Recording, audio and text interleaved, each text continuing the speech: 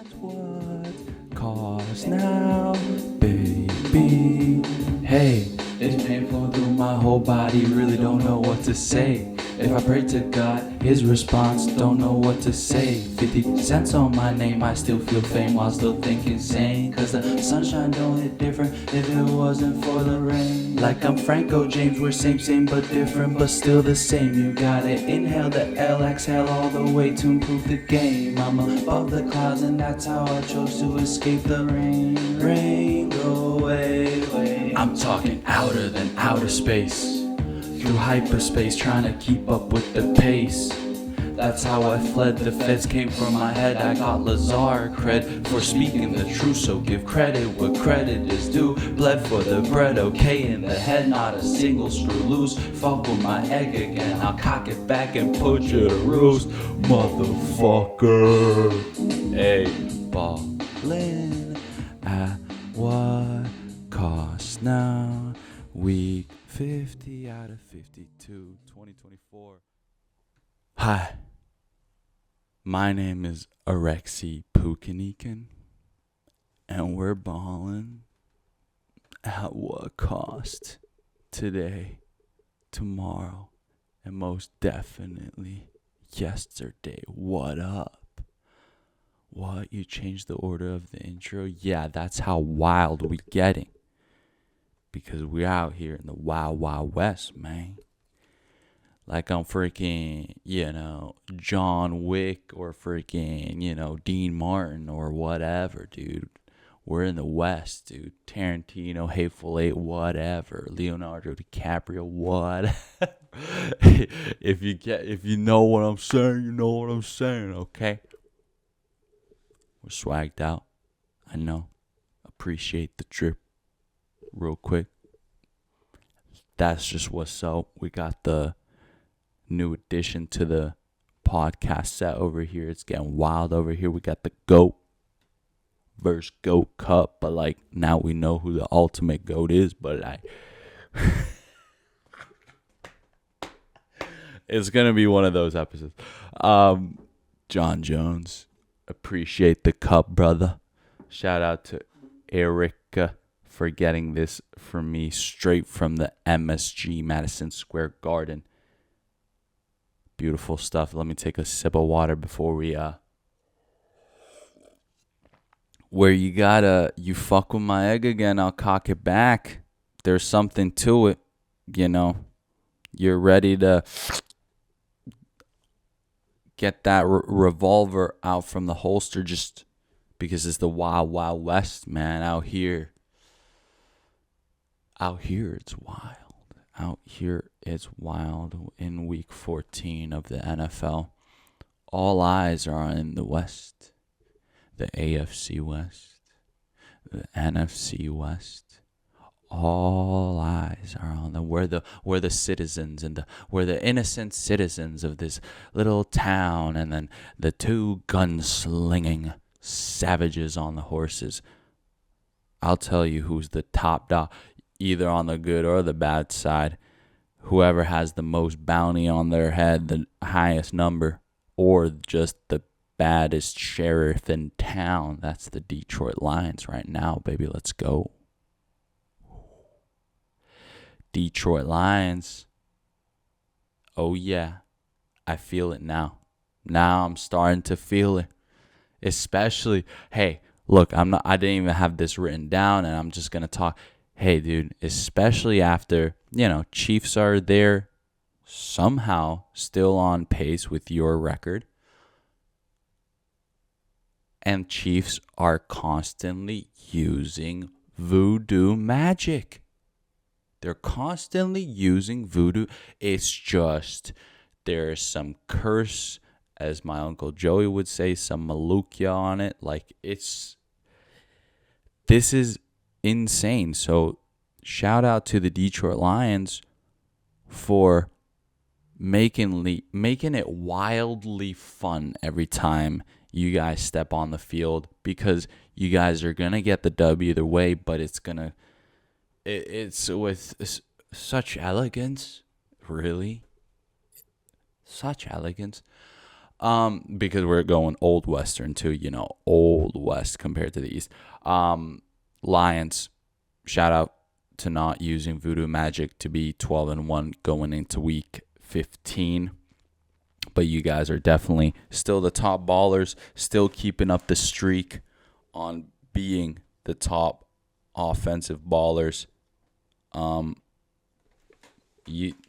could put you guys on defense too, but I'm not gonna waste any more time praising on you, because now I gotta own up to a few mistakes here. It's the wild, wild west, and all you can do is beg for forgiveness. I'm sorry for doubting you, Vikings. I'm sorry, Sammy. 22, completions with 28 attempts. What? So he only missed 6 times going against the Falcons D. 347 yards. 5 touchdowns. So only one left in the whole, one left in the revolver, but a lot of shots fired to make sure that bird is dead, if you know what I'm saying. Jordan Addison as well, adding to that, or, if anything, it was the, what was that? The pin that freaking, triggers. I don't know. It's not the trigger, but Jordan Addison, you get what I'm saying. 133 yards, 3 touchdowns. So, Sammy was looking at Jordan Addison the whole freaking game, and it paid out. I'm sorry for doubting you, Vikings. I'm sorry, Kevin O'Connell, as well. You are magnificent. You are a mastermind. But, hey, look, I did pick the Falcons. That was one of my picks for last week. This is why I have to say sorry. But first half, the Falcons were giving it a shot. Like, I knew they had some fight in them. So, shout out to freaking Lecurco Chine still keeping it alive. Steelers Nation. Steelers Nation.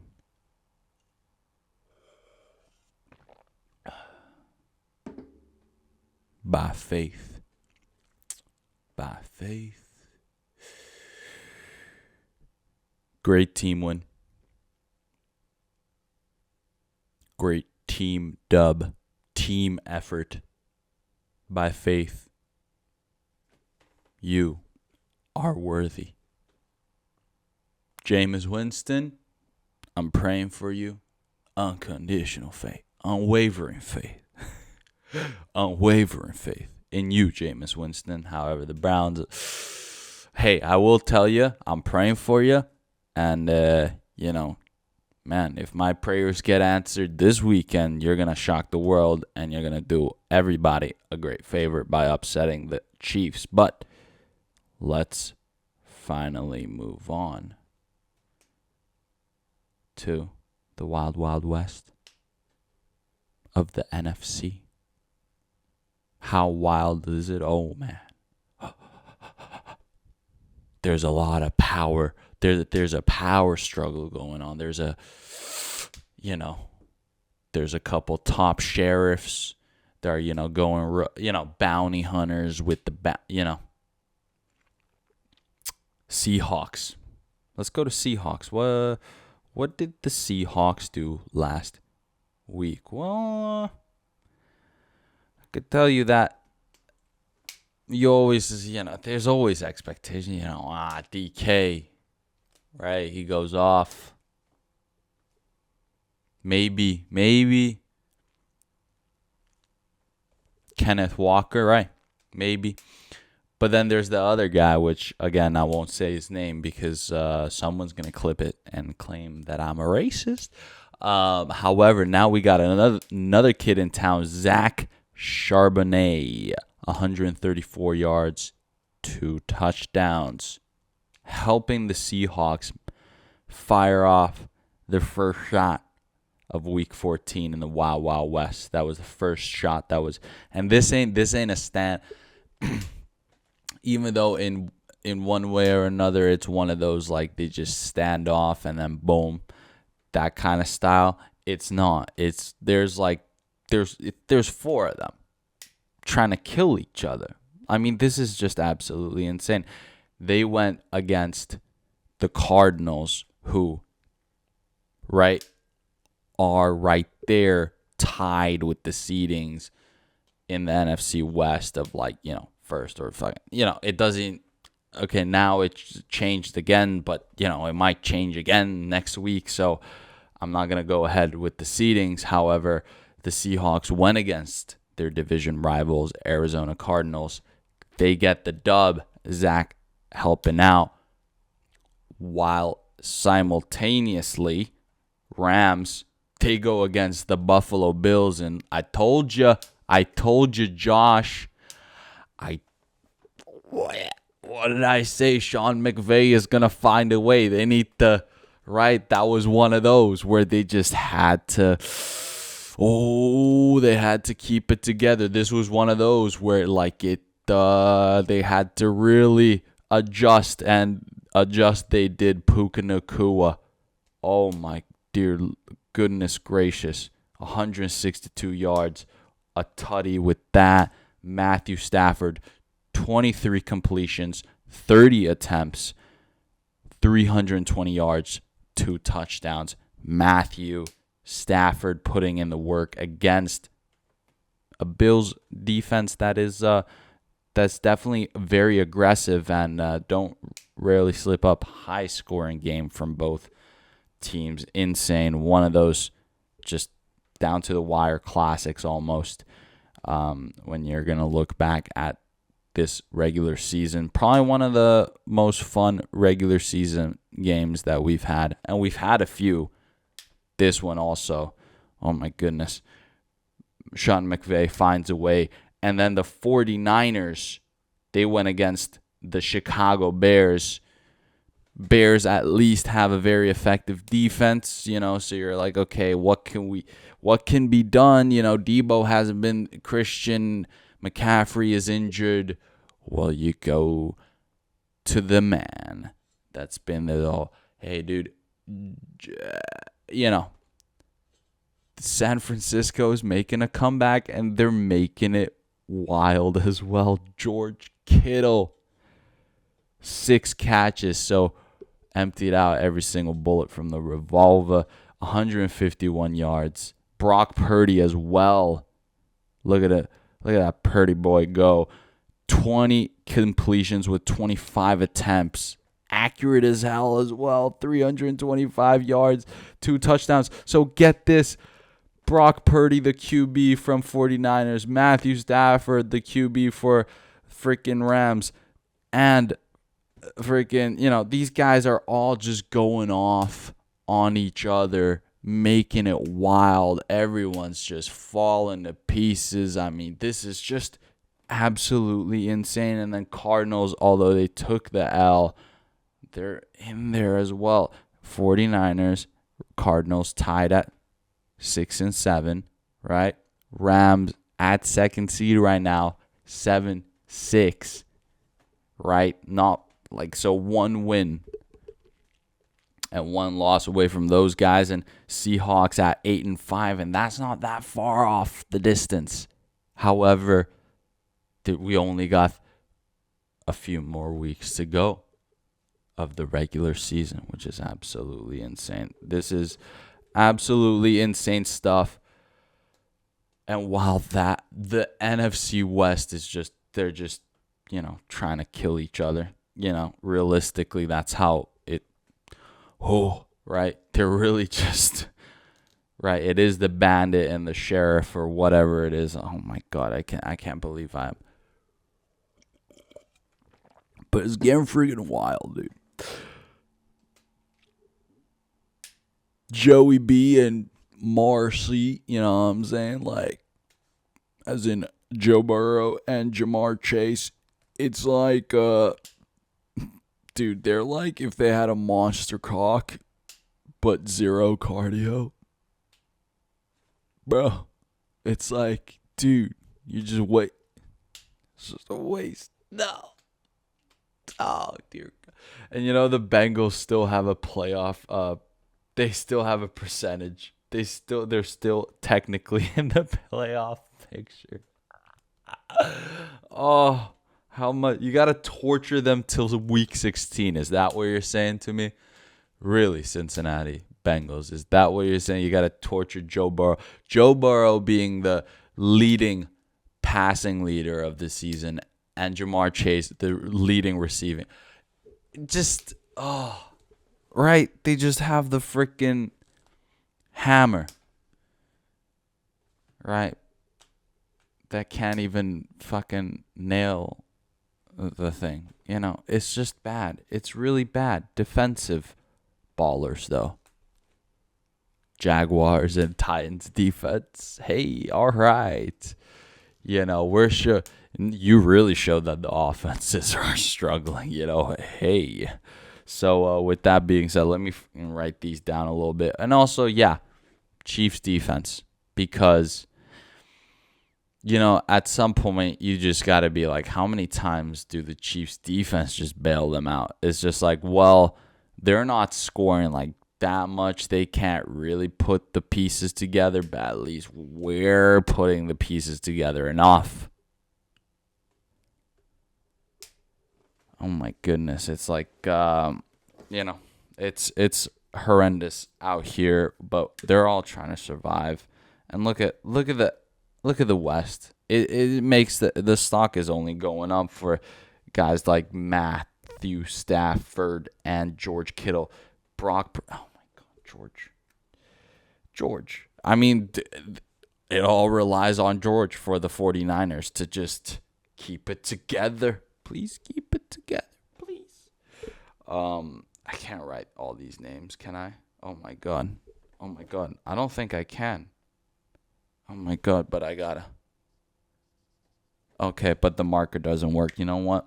I'm gonna put Lions, and I'm just gonna put NFC West straight up because it is just the whole NFC West. They're trying their best, and the Vikings. Boom. I'm technically missing. Okay. Yeah, no, I gotta put Jamar. Oh my, Jamar Chase and Joe. Oh my God! How does it get that bad, dude? Like I think they were sitting at 3% playoff chance. 3%. Yeah, I was correct. Yeah. Oh my goodness. They're still sitting at a 3%. Dude, we'll totally do it. Oh my goodness. You know what? Please do it. Please make the playoffs. Please win the Super Bowl. Because you guys deserve it. At least those two dudes do. Jaguars defense. Let me write that down real quick. Jaguars and Titans. Why am I being such a troll? But no, seriously. I mean, if you wanted to see what a struggling offense is like, well, there you go. The defense did the work to show you. And then Chiefs. Yeah, voodoo curses, guys. There's nothing. There's no way around it. The freaking ball literally hit the post and dinked off into. What, guys? This is ridiculous. Like that's like when you hang the witch in the town. You know what I'm saying? That's some black magic right there. No, you gotta stop it with that. So week 15 is coming up, and let me just say to you, before we get into the wild, wild west, once again, let's take a trip down south and Dolphins versus Texans. They're going up against each other. Texans pretty much secured their spot in the playoffs already. Currently sitting at 96%. If they lose, they're still at a 92%. But you flip the script. Dolphins, they're currently sitting at 14%. If they win, they go up to 27%, which is already like, one-fourth chance of making playoffs, which is already okay. So Dolphins kind of having those must-win games now. They pretty much, if they want to make playoffs, they just got to go on a bit of a streak. And Texans definitely showing flaws in their offensive game, and now they don't got the boy with the defense, so they're kind of flustered right now. I think they were expecting to dominate a little bit more this regular season. They haven't been. Dolphins finally getting back together, picking up the pace, and now using that momentum to try to make the playoffs. Dolphins are fighting for their lives.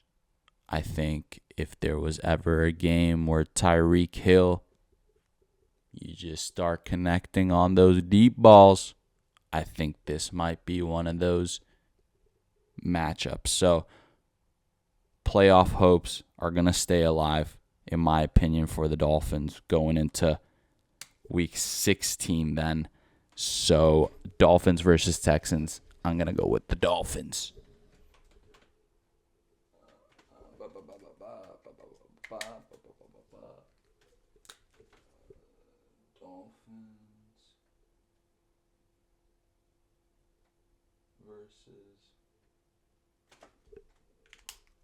It would be a shame if I don't use red for Texans.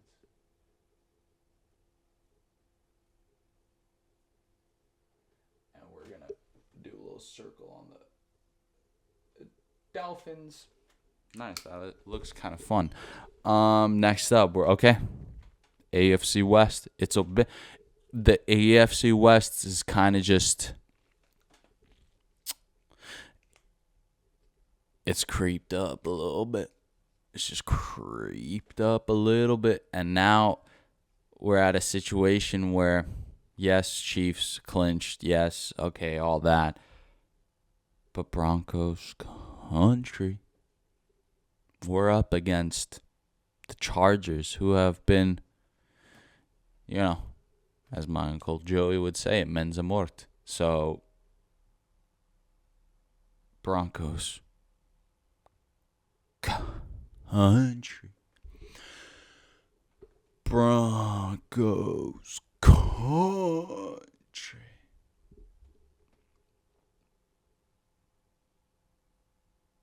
This is a must win. This is a must win. We got to do this right now. Right here and here. Colts at a currently 25%. If they win, they can bump it up to 55% of making playoffs. And we're currently sitting. This is a must win. I'm not even exaggerating. We're currently at 74% Broncos country. And if we lose, we're going to drop down to 47%, which is lower than half, which is just, it already makes it too sketchy for us. But if we win, we bump it up to 90. And that's pretty. So, Broncos country. I said it a month ago. I said it, well, I'll see you when we're 9-5. 9-5. This is the last dub. We got to break the barrier now. We're hot, Bo. We're hot. We're connecting with Cortland Sutton. Mims was recently doing big work for you. All right, defense has been on top of it with the sacks, right? Pressure the fuck out of Anthony Richardson, right? Second year in the NFL, just pressure the hell out of him. You know what? Do a little pick six. I'm putting 100 buckaroos on pick six. Throw it back. Piastri. Let's see. The Chargers want to make it wild. Oh, boy. We'll make it wild for you, Broncos country. Let's ride. Seahawks versus Packers. Green Bay Packers. Seahawks versus Green Bay Packers. Seahawks need every dub they can get. Packers pretty much guaranteed to make the playoffs. They're sitting at 97%. The NFC playoff picture looks only wild pretty much just because of the West. It's insane. Otherwise, Vikings have a great record. Packers have a great record, so the NFC North just on top of their game. Commanders there as well, just sitting pretty at number 2 in their division. They're also at a very similar stats to the Broncos, actually. However, this upcoming week, I think their matchup is relatively, let's just do it. So, they're going against the Saints. I'm not saying the Saints are horrendous, but, I think it's just going to be Commanders understand. And also, they're currently at 79%. So, the odds are definitely in their favor for this one. Seahawks versus Packers. I would say the Seahawks sitting at slight underdogs right now against the Packers, and I think Seahawks gotta pull through, because they understand that if there's any time to separate from the 49ers, the Rams, or the Cardinals, which, speaking of which, Rams and 49ers going up against each other Thursday Night Football, what up? They need to go ham against the Packers. I'm talking to the Seahawks now, because these guys are just going to kill each other, right? 49ers and Rams, which I still believe Sean McVay will find a way. However, Seahawks really just tough matchup, but they really need to get this done. So with that being said, let's get this done. Geno Smith got every bullet locked and loaded now. DK Metcalf, all these guys, right? Everyone. Zach Charbonnet, everyone. They're ready to fire it up, assert themselves in the playoffs. Let's write those down real quick, and let's get into the global wildness that has been circulating. First one, Broncos country. Can the Broncos versus, I'll put the Colts in blue. Broncos country. Let's do this. Sacrificing sleep for this one, definitely. It's late slot on Sunday Night Football. Easy.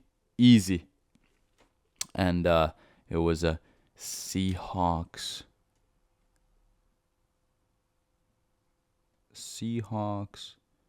versus Packers, which is, I tell you about the Packers, man. The Packers, they're definitely up on their game as well. I think Seahawks, they just got the edge right now. They're looking pretty good. Look like now they've utilized every weapon to the maximum. Now they can mix it up a little bit. 2024 is coming to an end, but it's okay. We can breathe through a few more weeks, right? It's no biggie, right? Seriously, I don't think hey, look, I know some crazy stuff has happened in the world this year, but hey, it's gonna be over. It's about to be over. Let's just say, okay, well, there you go. Let's move on to the next one. 2024 F1 season was wild. It was a wild one. I'm ready to move past it. Really. After Abu Dhabi, I'm willing to move past it.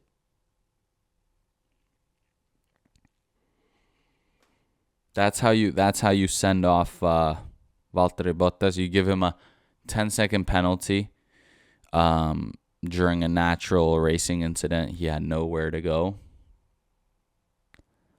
And which also just like, okay, well, dude, I'm telling you, Verstappen, I'm going to be surprised if he's still in Red Bull in 2026. But get this, and I love Red Bull, and I'm very thankful for the things they've done, but still. And with that being said, you still give a extra 10-second penalty to Valtteri Bottas after the race is finished, and he just had his last race and he just retired. Like, he just had to retire the car, and now he's not retired, but he's like, out of F1, at least out of a starting position in F1. What are they doing, dude? What are they? And I know what they're doing. It's like they have to finally respond to all the complaints from the other teams, because obviously the other teams have to say something, right? They got to stand by their ground.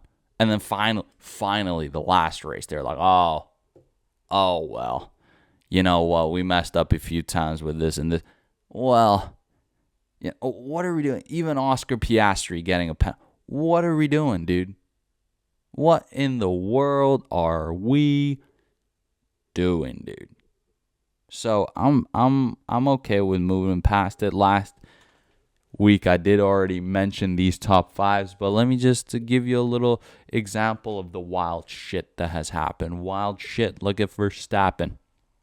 He didn't even have the fastest car of this season, and Max Verstappen still wins it, makes it 4-time world champion, pops the kid out. Dude, I'll tell you this right now. Verstappen isn't going to have a problem at all if he sucks next year. He don't care.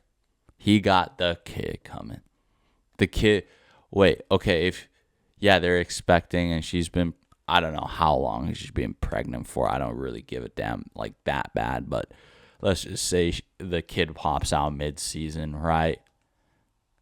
Right, like it's just, who knows? Maybe the kid pops out, he literally has to miss a Grand Prix weekend.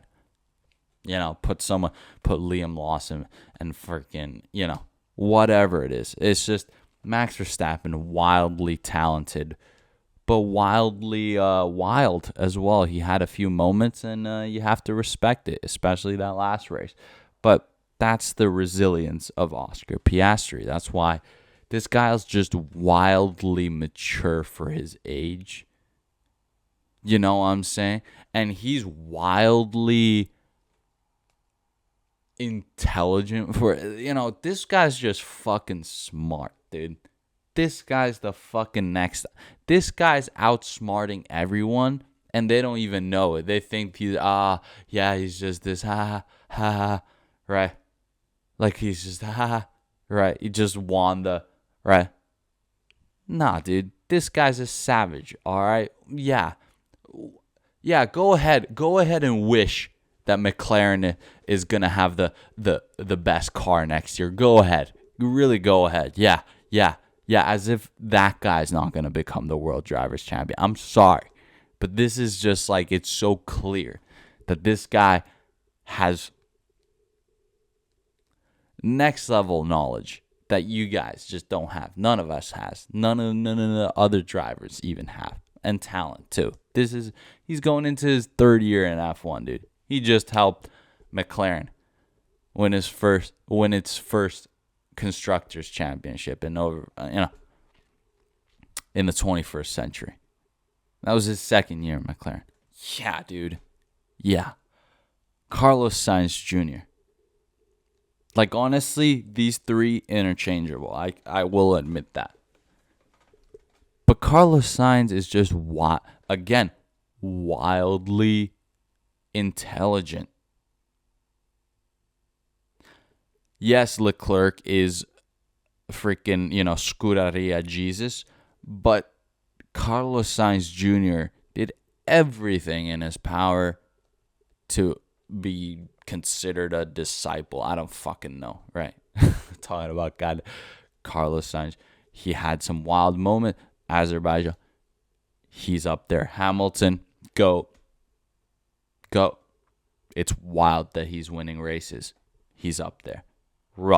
George Russell. It's wild. Again, that he's winning races as well in a clearly underperforming car compared to the top teams. George Russell made it happen. Multiple race wins. He don't care.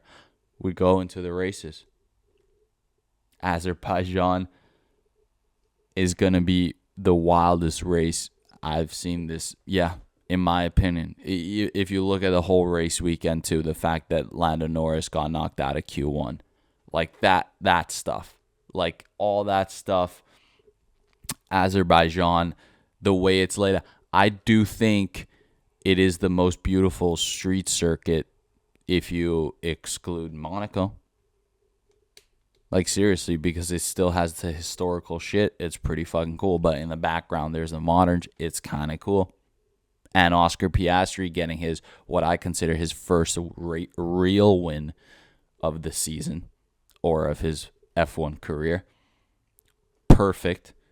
And obviously, after how the Mexican Grand Prix played out, great that Carlos Sainz and Checo Perez had that freaking crash that made my freaking jaw drop down to the center of earth. Canada, my favorite wet weather race of the season. Kevin Magnussen going freaking Ayrton Senna mode. Who else? Freaking Checo crash. Alex Albon double overtake. Their hairpin is so much fun. Birds flying everywhere. It's a fun time. It's on an island. It's a fun time. Silverstone, the GOAT, pulling off GOAT shit. But also it was a wet / dry weather race. It was just on, off, and it was just predict this and so much strategy. And I remember McLaren fucking up still on the strategy and wild stuff going down, and the GOAT winning at home once again, which was just wild. Austria, wild track always. Those 3 DRSs in a row or whatever the hell. That's just madness. And Lando Norris, Max Verstappen collision. That was the, oh my God, it's happening. The first time that we thought that was what was going to go down. And then, of course, Mexican GP, just because one of the first, again, the second half of the season, latest time we've had Verstappen, Norris, battle it out. Verstappen was just going, beast mode. And, Carlos Sainz Jr. taking his multiple race win with that Mexican GP win. So, guys, Ferrari has been wildly successful this season. Ferrari has no business almost winning the Constructors' Championship this season. They have no business. Zero. But just because of Charles Leclerc and Carlos Sainz Jr., just because of those two savages and the mastermind, Fred Vasseur, just because of that, they were able to do what they did. And get this, just because of the genius of Fred Vasseur and Leclerc and Sainz doing everything they can every single race to keep it together, just because of that. Oh my God, it's the best thing on earth that Hamilton is going to Ferrari. Oh my God. Oh my God. Now the go is going to Ferrari, where's that's where Schumacher was to get the GOAT status, was with Ferrari. Now, right? But imagine if it wasn't Sainz and Leclerc doing God things, and they were, let's just say, on the level of, Mercedes throughout and maybe even lower than that. Oh, dear Lord. No one would be freaking playing it up right now that, oh, Hamilton's going to Ferrari. Wow.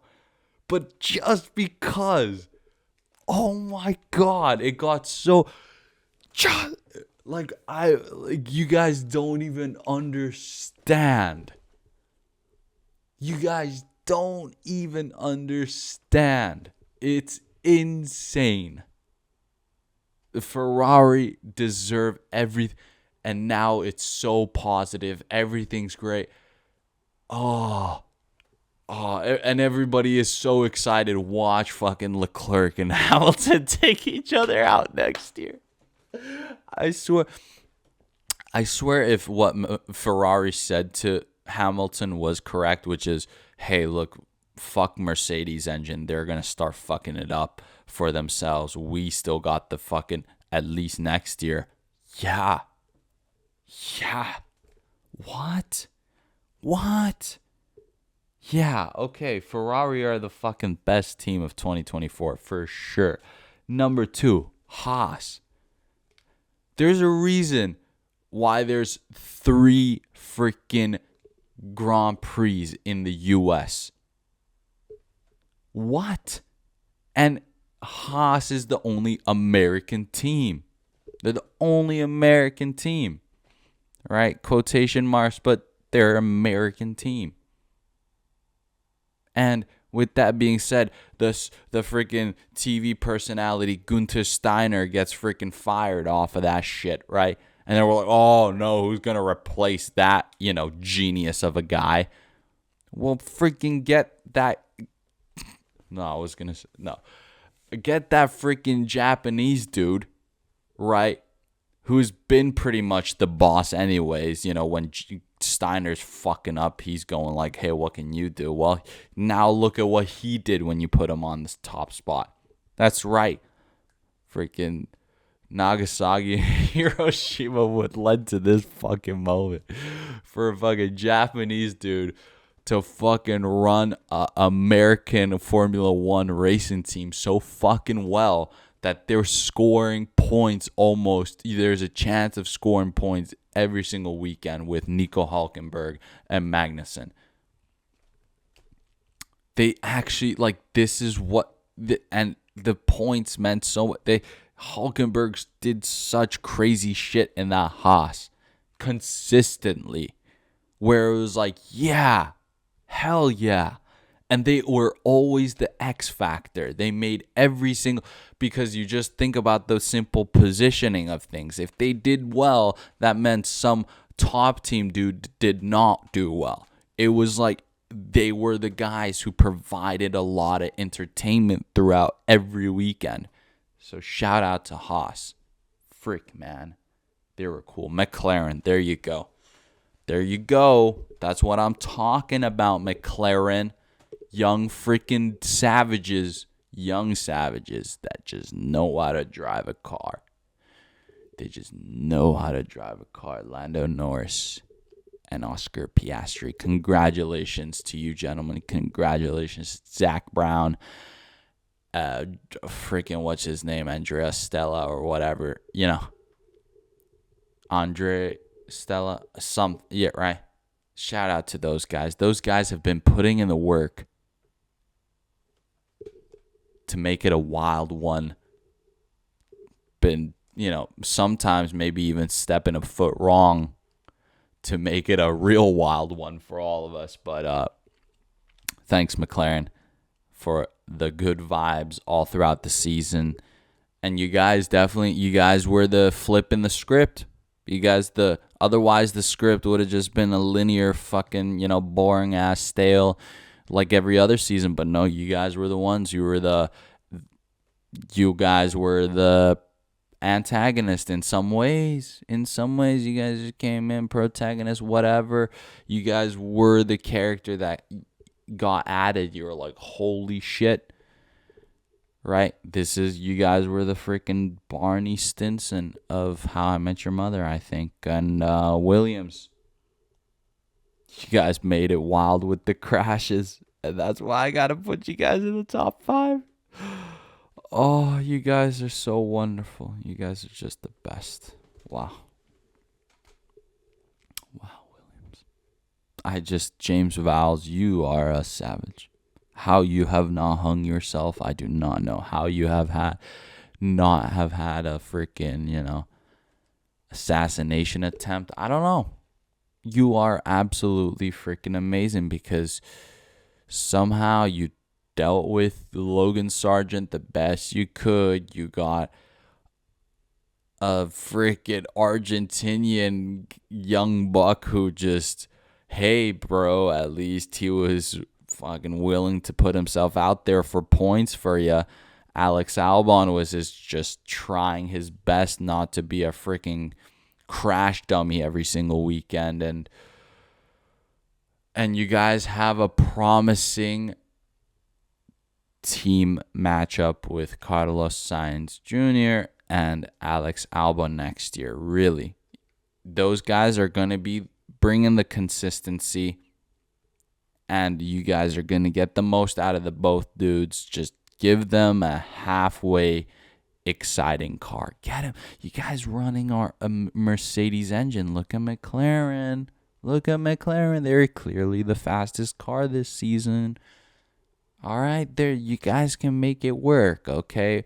Play into the capabilities of the drivers and Williams, James Vowles.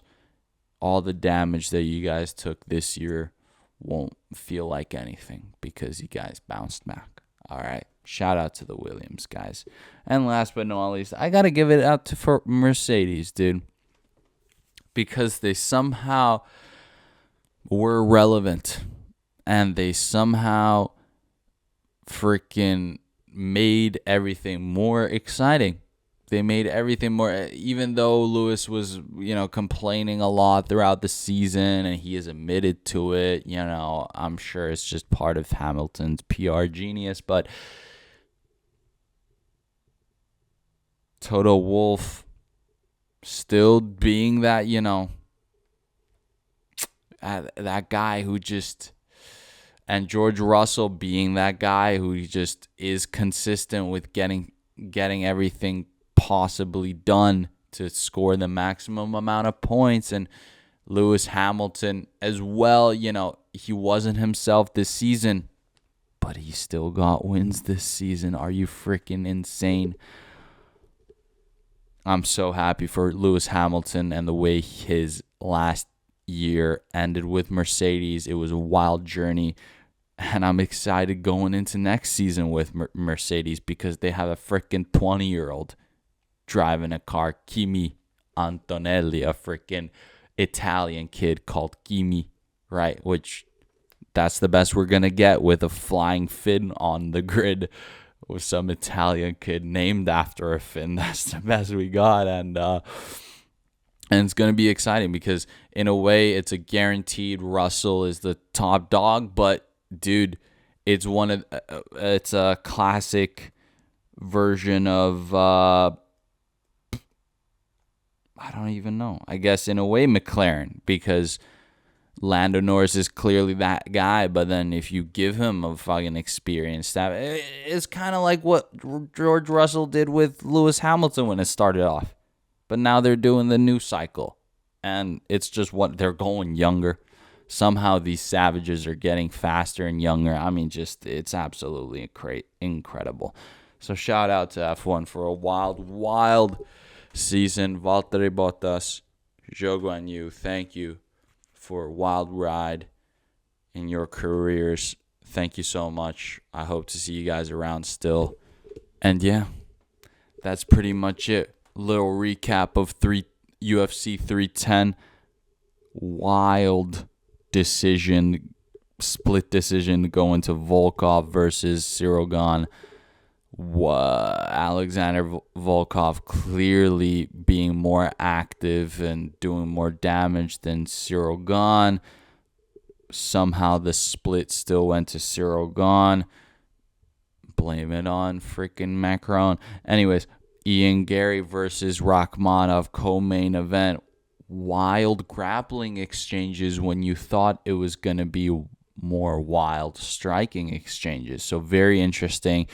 I don't think Ian Gary lost any stock considering that there was wild grappling exchanges where he was able to hang with Shavkat Rachmanov. He adapted, almost freaking got a rear naked choke in Shavkat. So that truly shows you that it was wild in that sense, in the mixed martial arts sense.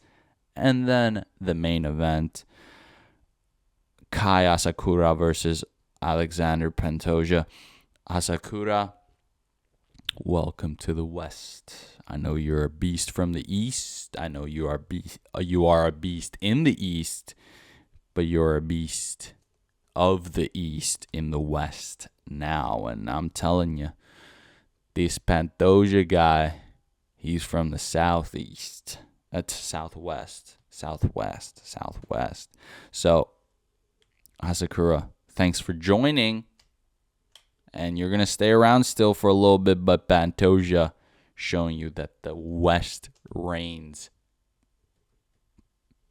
strong. In the UFC 309 Cup, John Jones Miocic, still my favorite freaking thing on earth. This is a great big cup. I like the size things you guys got in the US.